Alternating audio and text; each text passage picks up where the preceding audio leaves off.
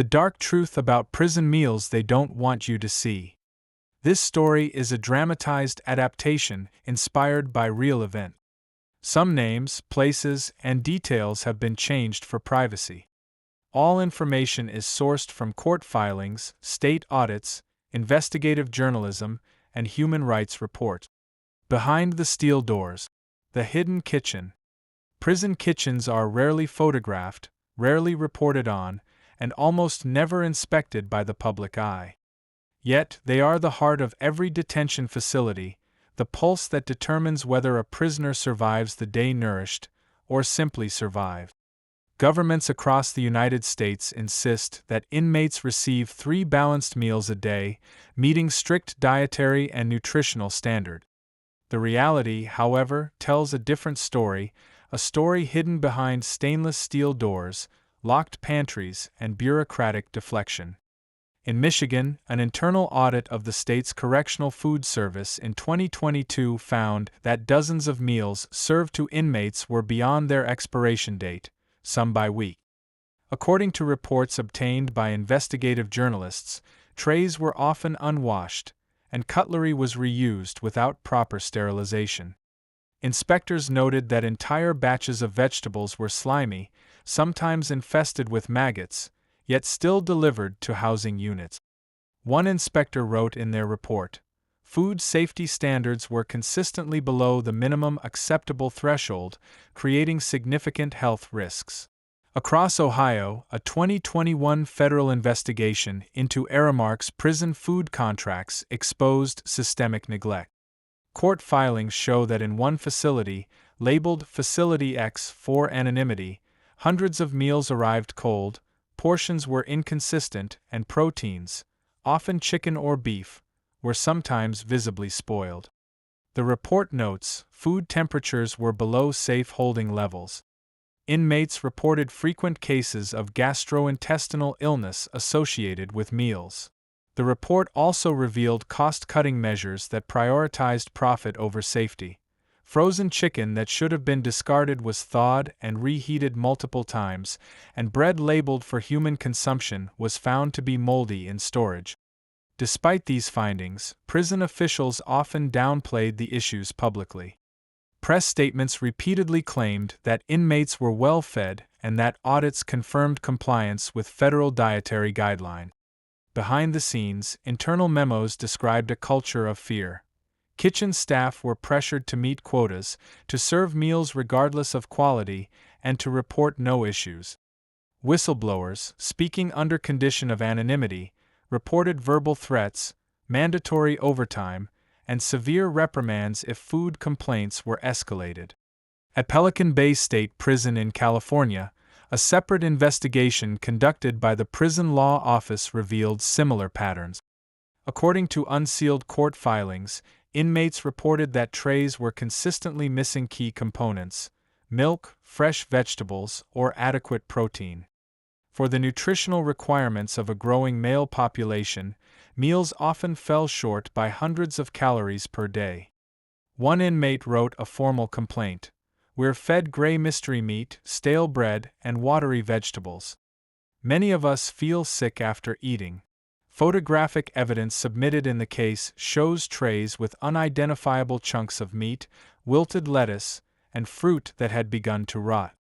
In New York State, the notorious Nutriloaf disciplinary meals, essentially a loaf of blended food served as punishment, illustrate the extremity of neglect.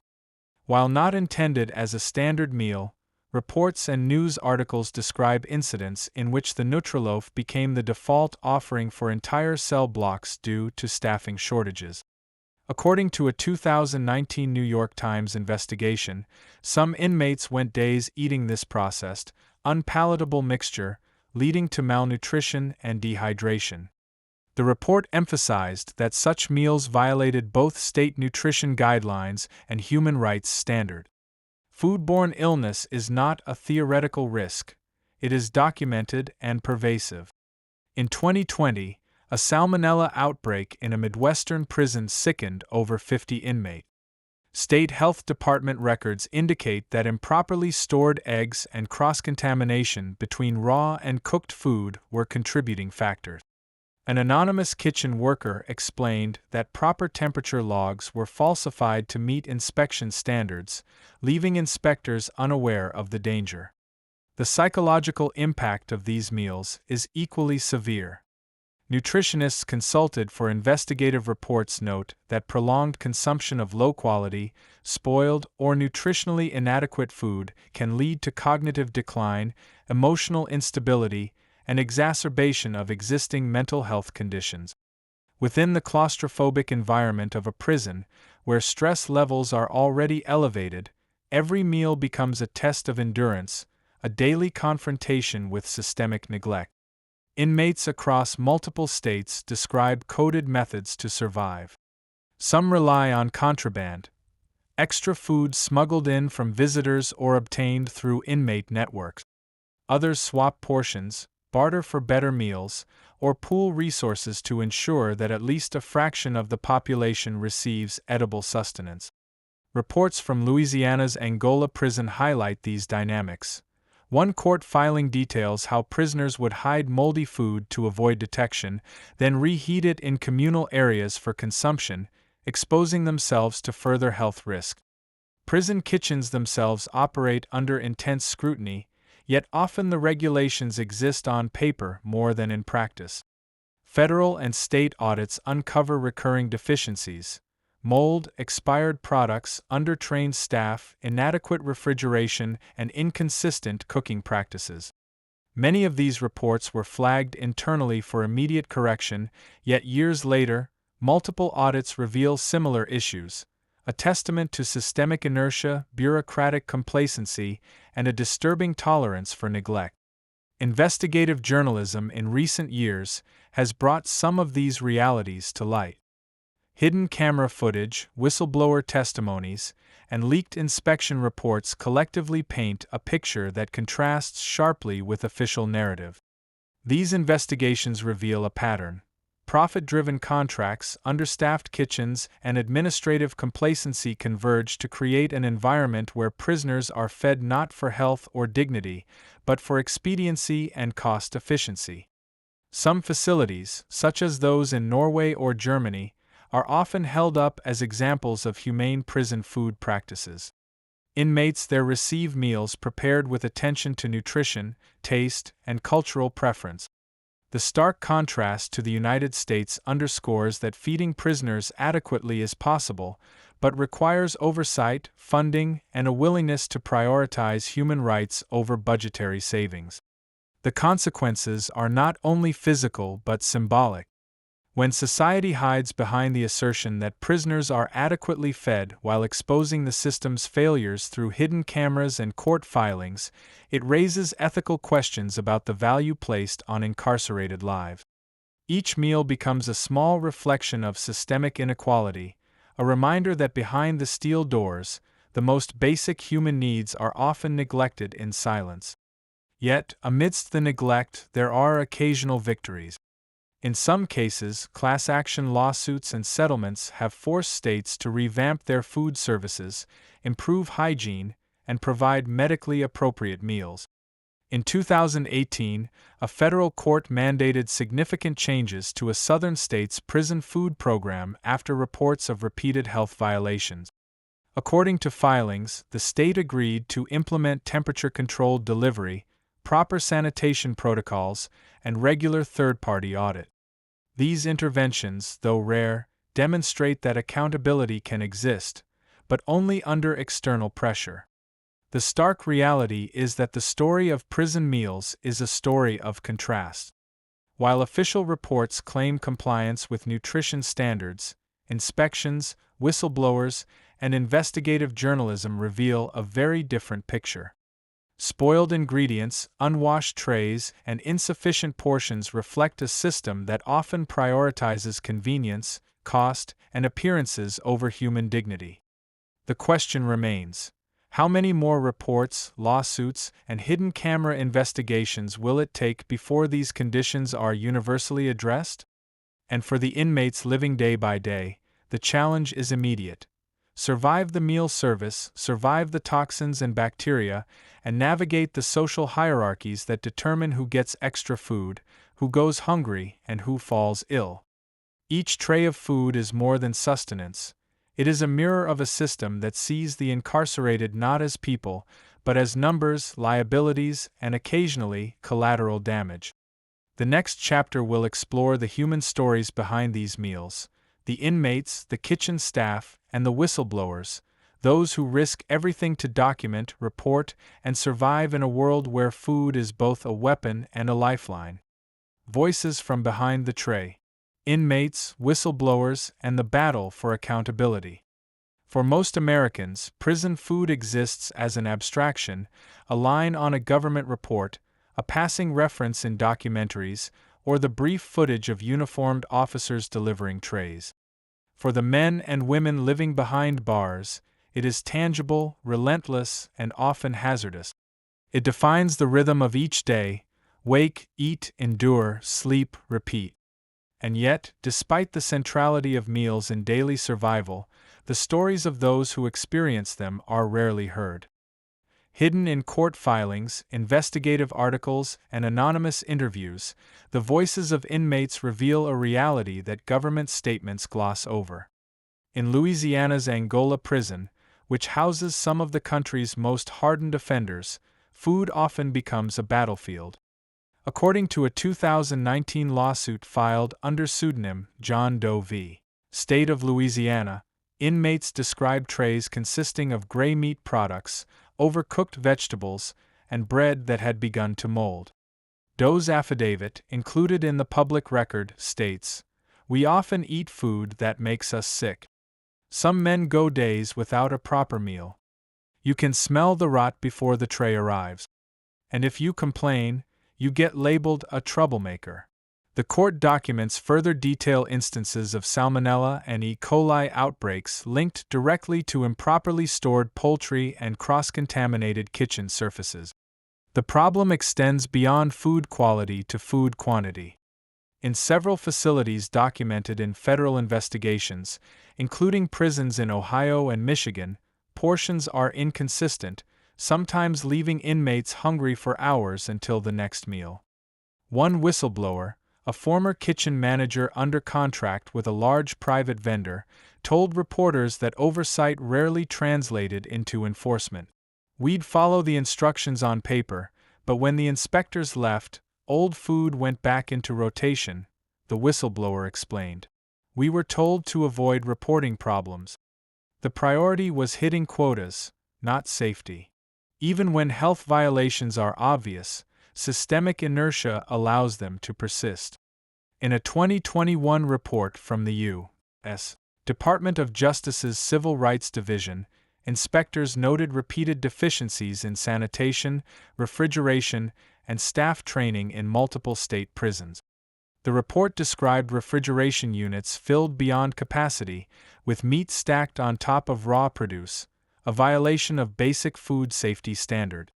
Despite repeated recommendations, internal memos show little follow-up from prison administration, reflecting a bureaucratic tolerance for substandard conditions.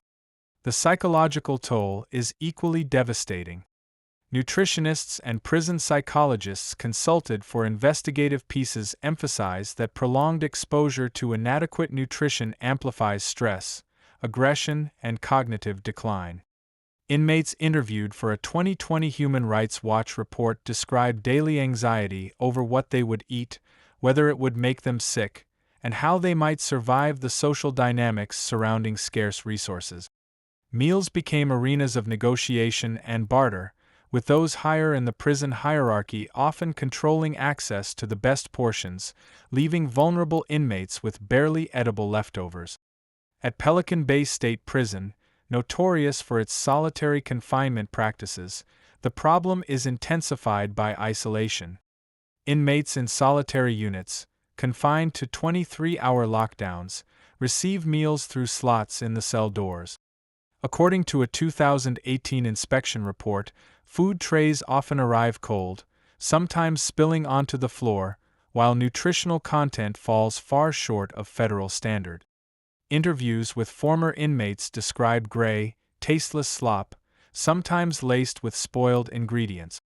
One pseudonymous inmate, Michael R., told reporters, "You get used to it after a while. Not eating well, getting sick, it becomes normal. But your body remembers. Your mind does too." Whistleblowers, often current or former employees, have risked career and personal safety to reveal these conditions. In Michigan, a 2022 exposé published by local investigative journalists relied heavily on statements from anonymous kitchen staff. They described pressure to conceal violations, falsify logs, and serve food that was clearly unsafe. One former supervisor explained, "If you didn't follow the unspoken rules, you were out." The administration didn't care about meals, they cared about numbers on a report. These statements are corroborated by internal memos obtained through Freedom of Information Act requests, which explicitly prioritize cost savings over safety or nutritional compliance. Beyond the United States, comparisons illustrate how policy decisions impact outcomes. In Scandinavian prisons, inmates receive meals that meet strict nutritional guidelines, with menus designed to respect culture, health, and dignity. Contrast that with the punitive or profit-driven approach in much of the U.S., where food can be both weapon and punishment. The infamous Nutriloaf in New York, served not just for disciplinary purposes but sometimes due to staffing shortages, provides a stark example. Inmates consuming Nutriloaf repeatedly experience malnutrition, psychological distress, and frustration, as documented in multiple court filings and human rights assessments. The legal battle to enforce accountability is slow and arduous. Class action lawsuits, such as Doe v. State of Louisiana and similar filings in Ohio and Michigan, highlight systemic neglect but often result in prolonged negotiations, partial settlements, or promises of reform that are inconsistently implemented. Court records reveal that while some mandated changes, temperature monitoring, sanitation protocols, or staffing improvements, were adopted, recurrent violations persisted, often a year or more after official deadlines. Lawyers involved in these cases describe a cycle of bureaucratic resistance. The system can move quickly when motivated, but food safety in prisons has never been a priority, one attorney told reporters. Inside the prisons, informal survival strategies emerge. Inmates develop coded communication about which housing units receive better meals, which guards can be persuaded for small favors, and how to barter for extra food. Reports from Angola and Pelican Bay illustrate these social dynamics vividly. In some cases, entire wings share contraband vegetables smuggled in by visitors. In others, inmates pool resources to buy additional protein supplements available through commissary systems. These mechanisms, while ingenious, underscore the failures of the formal system and the daily improvisation required to survive. The stakes are high. Ingestion of spoiled or contaminated food has caused hospitalizations, long-term gastrointestinal issues, and, in extreme cases, death. Federal health inspections and court filings provide stark evidence. For instance, an outbreak of E. coli in a Midwestern prison in 2020 forced dozens of inmates into medical isolation, with inspectors tracing the source to improperly stored meat. Internal emails obtained through court records indicate that staff were aware of the hazard but instructed to serve the food regardless, fearing backlash or cost overruns. Prison kitchens are complex operations. Enormous quantities of food prepared under tight budgets, staffing constraints, and security protocols. Yet the question remains, why do audits repeatedly expose the same violations without systemic correction? Analysts point to a combination of bureaucratic inertia, privatization, and underfunding. When private contractors are involved, profit motives can directly conflict with safety imperatives, as seen in Aramark and other large-scale providers. Even when public agencies operate kitchens directly, reports indicate persistent deficiencies, suggesting that neglect is as much structural as it is managerial. Despite these challenges, accountability is possible. Court-mandated reforms, investigative journalism, and whistleblower protections have occasionally forced change. In some facilities, upgraded refrigeration, staff retraining, and independent audits have improved compliance with dietary and hygiene standards. But the progress is uneven, and the burden often falls on inmates who risk retaliation to report violations or participate in lawsuits. Ultimately, Chapter 2 illustrates the human cost behind the statistics and reports, the anxiety, illness, and indignity experienced daily by inmates, the moral and legal responsibility of administrators and contractors, and the courage of whistleblowers who risk career and safety to document conditions. Every meal becomes a microcosm of systemic neglect, an intersection of economics, ethics, and human survival. The next chapter will explore the investigative process itself, how hidden cameras, inspections, and audits uncover violations, the legal consequences for states and private contractors, and the ongoing struggle to ensure that prisoners are fed not just with food, but with dignity and safety. Exposing the system. Investigations, reforms, and the unfinished battle. The story of prison meals does not end with spoiled trays or lawsuit. It continues in boardrooms, courtrooms, and investigative offices, where journalists, human rights advocates, and federal inspectors attempt to expose a system resistant to scrutiny. Cameras hidden in kitchens, whistleblower testimonies, and painstaking audits have become the primary tools to reveal what prison administrators often wish remained unseen. These investigations uncover not only the physical hazards of prison food, but the systemic failures that allow neglect to persist year after year. In 2019, the Prison Law Office in California obtained footage from Pelican Bay's food preparation areas showing rotting vegetables and improperly cooked meat being transported to housing unit. The footage, which accompanied court filings, painted a stark contrast to official statements that meals consistently met nutritional guidelines. A federal judge overseeing the case emphasized in the public record, the risk to inmate health from these conditions is clear and ongoing. Immediate action is required. This case illustrates how visual evidence, hidden cameras, photos, and videos, can provide irrefutable documentation of violations that paper audits alone sometimes fail to capture. Across the Midwest, investigative reporters obtained thousands of pages of internal memos, temperature logs, and health inspection reports through Freedom of Information Act requests. One report from 2020 documented repeated instances of food served below safe temperatures, expired dairy products, and widespread cross-contamination between raw and cooked ingredients. Interviews with former kitchen staff confirmed that logs were often falsified to avoid scrutiny, a practice described in court filings as an institutionalized form of deception. The combination of leaked documents, whistleblower accounts, and investigative journalism created mounting pressure on state correctional departments to reform their practices. Legal action has been a critical mechanism for accountability. Class action lawsuits across multiple states have forced prisons to implement significant operational changes.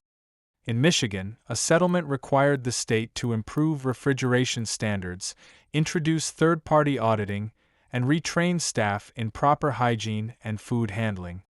Court records indicate that compliance was monitored over several years, with penalties imposed for continued violations. Similarly, federal oversight in New York mandated stricter controls over Nutriloaf usage and required dietary plans that meet minimum nutritional standards for all inmates, not just those in solitary confinement. Yet, even as legal victories occur, systemic challenges remain. Privatization of prison food services, often driven by cost-cutting measures, creates inherent conflicts of interest. Companies contracted to serve thousands of meals daily prioritize efficiency and profit, sometimes at the expense of safety and quality. Investigative reports from Ohio, Michigan, and Louisiana reveal a recurring pattern: contractors cutting corners, understaffing kitchens, and using substandard ingredients. Internal communications obtained through court proceedings show that when auditors flagged violations, the response was often defensive rather than corrective. Contractors emphasized cost and logistical concerns, not inmate well-being. Human rights organizations continue to document these issues globally. Amnesty International and Human Rights Watch have repeatedly highlighted that inadequate nutrition in prisons constitutes a violation of basic human rights. Reports detail not only physical consequences, such as malnutrition, illness, and disease outbreaks, but also psychological effects: chronic stress, anxiety, and despair stemming from insufficient and unsafe food. In some cases, hunger itself becomes a form of punishment, whether through administrative neglect, disciplinary measures, or structural inefficiencies. Despite these challenges, there are examples of progress. Some correctional facilities have adopted robust oversight mechanisms, including independent audits, staff training programs, and transparent reporting. Photographic evidence from states such as Vermont and Norway, frequently cited in comparative studies, demonstrates that it is possible to operate secure facilities while providing nutritious, safe, and culturally appropriate meals. These examples underscore a critical truth: the failings are not inevitable but a result of policy choices, prioritization, and oversight, or the lack thereof. Investigations also reveal the human courage behind reform efforts. Whistleblowers risk retaliation, journalists face legal hurdles, and lawyers dedicate years to pursuing systemic change. In multiple states, anonymous staff members provided internal reports exposing falsified logs, spoiled ingredients, and unsafe handling procedures. Their testimony often forms the backbone of legal action, shining a light into kitchens deliberately kept hidden from public scrutiny. The ongoing struggle to ensure safe and adequate prison meals illustrates a broader societal question: how we value incarcerated lives. Public discourse often neglects the basic human dignity owed to prisoners, reducing meals to bureaucratic line items or cost centers. Yet the evidence is clear: systemic neglect in food services has tangible consequences: physical illness, psychological trauma, and a culture of fear and deprivation. Each tray of spoiled or insufficient food represents a moral and legal failure, a microcosm of a system that frequently prioritizes appearances and budgets over human rights. As reform efforts continue, the role of investigative journalism, federal oversight, and public awareness remains indispensable. Hidden cameras, FOIA requests, and whistleblower testimonies expose realities that official statements obscure. The cumulative effect of these interventions has driven tangible improvements in some facilities, yet challenges persist. Spoiled food, inadequate portions, and unsafe practices continue to surface, particularly in overcrowded or underfunded prisons. The struggle for reform is therefore not a single victory but an ongoing campaign to hold institutions accountable and ensure that every meal served respects the health, dignity, and rights of those behind bars. In the end, the story of prison meals is more than a story about food. It is a story about power, oversight, and moral responsibility. It is about the people, both inmates and staff, trapped in a system that often fails them.